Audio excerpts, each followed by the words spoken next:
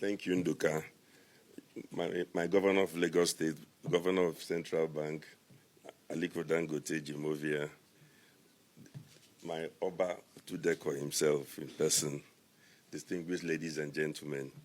The first thing I'm going to point out is that when we are going into these groups, I just want to make a little comment about the limits of monetary policy, because the CBN governor slightly tried to allude to that, in the sense that we talk about a typical businessman faces, when he wants to do a project, thinks about risks and return.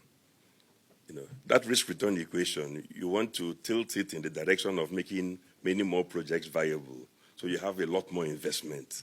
So there's a serious problem when there are some risks that nobody is touching, which are making projects costly and so on. And they cannot be touched necessarily by monetary policy. You can touch some of those risks with monetary policy, but it's a big mistake to try and fight every problem with money. Because some problems, you fight them with money, you worsen them and you compound the problem. So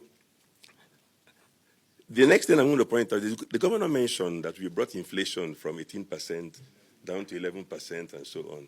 But it's funny because I gave an interview the other day and said, CBN governors in Nigeria are very good at bringing down inflation when it gets to a level that is politically unacceptable, like 18, 19. When it gets near 10%, they get tired. And the thing now stays at 11%, 10% endlessly. There's no need for that. The same methods that brought it down to 18 from the 11 can bring it down to 5. Now, but it's true. Listen, there are some things in economics like bringing down inflation. Every student can write an essay and pass it. We've seen Brazil bring it down from this figure to 5% and so on. We can do the same. So why aren't we doing it?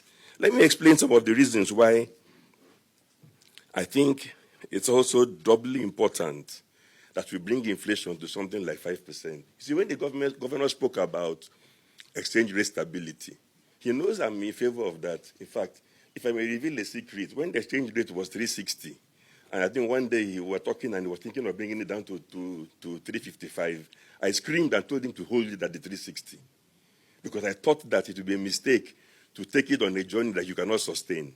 So at 360, you could have stability, which we still have. But let me also explain what will threaten that stability. So let's not kid ourselves. If you have an inflation rate that is 11% year on year, US inflation rate is 2%. Every year you don't adjust, it's a 9% differential. The solution is not to devalue, but to bring down the inflation rate. You follow me? That's where the solution is. So there's no debate. Who's against managed float? Definitely not me. What some of us were against were multiple exchange rates, which you don't understand. You follow me? You follow me? So effectively, in your second tenure, Mr. Governor, I think we have to find a way to clear up these last vestiges of confusion caused by multiple exchange rates. The other thing I want to point out as well is that, it echoed in this room. Look, Aliko and I go back a long way. He's done phenomenally well. About 2 decades, done phenomenally well. Jim, Mike Adenuga and co. Let me tell you what they all have in common. They are all very combative personalities. Because of that, no regulator will go to them and try nonsense. Because most of them know how to deal with that regulator. We have to move beyond that, making Nigeria an economy only for the few people who are very combative. Some of us too are combative enough, so people know what's in regulation. Now let me continue, because those we are destroying are the 22-year-old entrepreneurs, the 25-year-old entrepreneurs. This economy is rigged against the youth, and it's not going to grow. When Aliko and I were 30, we were allowed to grow. Today, we're killing the youth from growing. So it's not going to grow. That's the point I'm making. And the reason, the things we have to correct, you see, any regulator that wants to get applause, just go after some people, destroy some businesses, and the more you destroy, the more they hail you. It's even proof that you're working. That's a paradigm shift. We have to get out of that complete nonsense. Without that, it will negate any monetary policy and everything else. The other thing I want to point out as well is that tax rate, Aliko said, is too high. It's not just the tax rate. A company that the head of FIRS told me is the most compliant in Nigeria that he knows of tax-wise overall in all their dealings. At the last count, they were undergoing 88 parallel tax audits nationwide. Every state government, everybody, I'm sure people like Aliko too are feeling it a little. But you see, but there's a big difference. No, when I say a little, let me explain. You know, I've been a businessman, I'm an entrepreneur myself. There are some tax regulators. No, don't worry. Aliko, you've had your turn.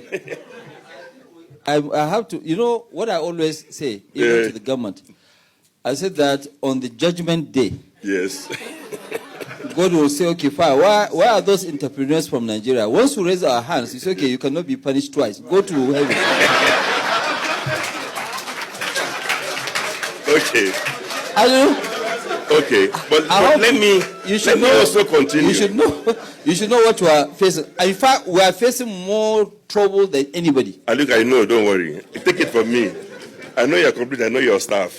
I also know some regulators who tell me that they will go to Standard Chartered Bank, they will try this, but then they won't try Aliko because they are afraid. You get what I'm saying? So you enjoy some protection on account of your positioning in society and perceived ability to call any minister and even the presidency.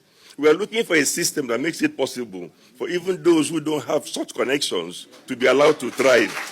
That's the point I'm making. Now, and please, Mr. Governor, Lagos is the home of all those young entrepreneurs. Part of your responsibility is to protect them from these rogue regulators. Because Lagos is the hub. It's where they're being born and created every day. Aliko is from Lagos. Jim is from Lagos. I'm from Lagos. But now we're killing the young ones in Lagos. Now, let me continue. To give you an example, it's not only about big business or small business. I was telling the governor today that, you'll be following the news about MTN's problems. MTN's problems have become a barometer for the global investment community to look at Nigeria. For those who don't know, first it was investigated by DSS, then the Senate, then Central Bank. Now the police has taken over. After the police, it will probably be ICPC and then EFCC. So which means that people are also going forum shopping. If you have an agenda, you try one regulator. If it fails, you try the next and you continue. Now, we cannot have regulators who are chewing up. In the UK, as soon as the Serious Fraud Office looks at something and says it is nothing, everybody else drops it. Here, the following day, EFCC will take it over. IG will take it over. You can't do business that way. Economy won't grow. Now, let me continue. Just a few other things. Power sector was mentioned. They are all right. But let me just say something here. I'm not speaking for the discourse, but in the power sector, there's some hope, a bit of hope, except that we're not doing the right things to complete the journey. The hope is that most of the problems can be solved if you bring all the participants together in a round table. And also, it's a problem that can be partly alleviated by a checkbook. The money that Nigeria squandered on AMCON, even 1/3 of that will resolve most of the issues in the power sector. Most of the issues. So, but call people together, stop fighting each other. The priority is to have an economy that works for every entrepreneur. The reason the economy is not growing is that there's no investment. Please don't get me wrong. When I say there's no investment, there's one massive investment in refinery, massive investment in something, one in something else. We need investments all over the place, every which way, for the economy to grow. Not even so much because of turnover, but also because of jobs. We cannot have a nation of 200 million people, of which we have 40 million youths roaming up and down with no prospects and no job prospects. Sooner or later, they'll pull the whole house down. So that's the priority. So please, as you go to your groups and so on, I can say a lot more, but I don't want to cause confusion in the room or to frighten people. So thank you very much.